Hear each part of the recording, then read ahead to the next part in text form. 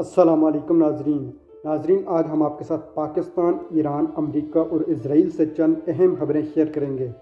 پہلی بڑی آج کی پیش رفت۔ ناظرین، امریکہ کے صدر ٹرمپ نے آج سوشل میڈیا پر ایک پیغام دیا ہے جس میں انہوں نے بتایا ہے کہ ایران کے ساتھ بات چیت بہت اچھی چل رہی ہے اور وہ ایک ڈیل ہونے کا کافی یقین رکھتے ہیں۔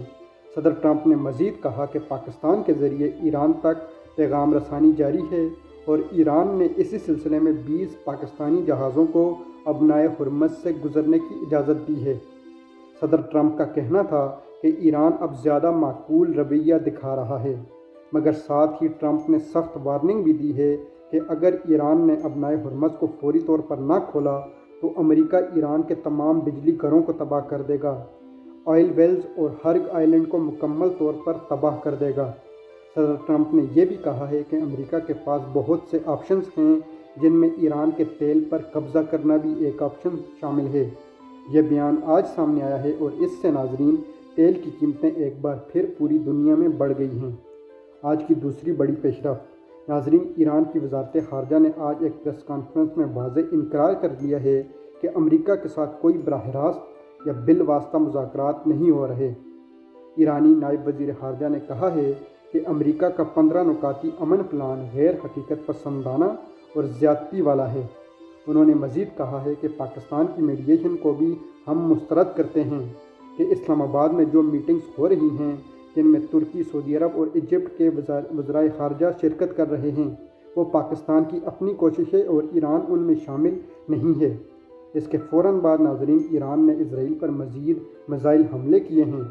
ایرانی حکام کا کہنا ہے کہ جب تک ایران کو جنگی نقصانات کا معاوضہ نہیں دیا جاتا اور ابنائے ہرمز پر ایران کی مکمل خود مختاری کو تسلیم نہیں کیا جاتا، تب تک ایران امریکہ کے ساتھ کوئی معاہدہ نہیں کرے گا۔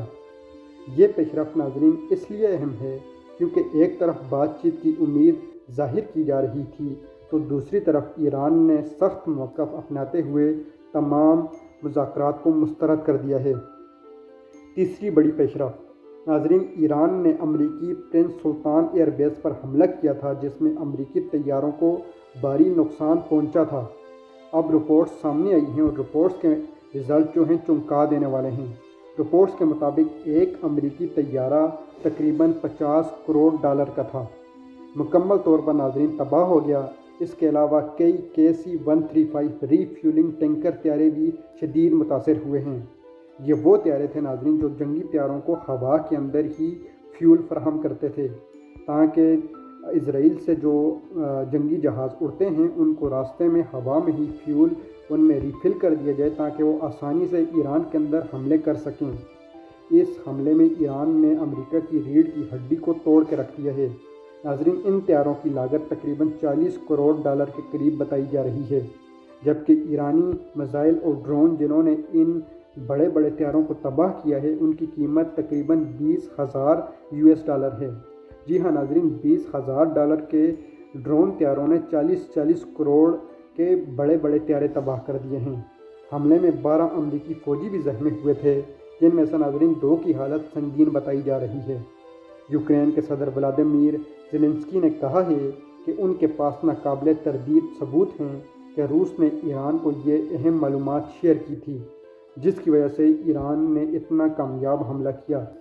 زیلنسکی کا دعویٰ ہے کہ روس نے امریکی بیس کی سیٹلائٹ تصاویر اور ٹارگیٹنگ ڈیٹا ایران کو دیا تھا تاکہ حملہ زیادہ درست ہو سکے۔ اس کے ساتھ ہی ناظرین چین اور روس ایران کی مدد پشت در پشت کر رہے ہیں۔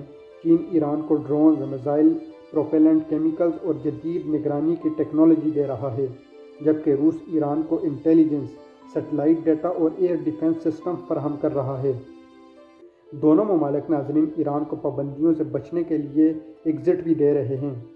ناظرین، ایران اپنے میزائل اور ڈرون پروگرام کو تیزی سے دوبارہ سے مضبوط کر رہا ہے۔ یہ مدد ایران کو امریکہ اور اسرائیل کے حملوں کے باوجود لڑنے کی طاقت فراہم کر رہی ہے۔ ناظرین، چوتھی بڑی پیش رفت آپ کے ساتھ شیئر کرتے ہیں۔ امریکی وزیر خارجہ مارکو روبیو نے آج ایک انٹرویو میں کہا ہے کہ ابنائے ہرمز کو ایک طرح یا دوسری طرف سے کھولنا ہی پڑے گا۔ روبیو نے شدید وارننگ دی ہے کہ اگر ایران ابنائے ہرمز کو بند رکھے گا تو اس کے شدید نتائج بھگتنا پڑیں گے۔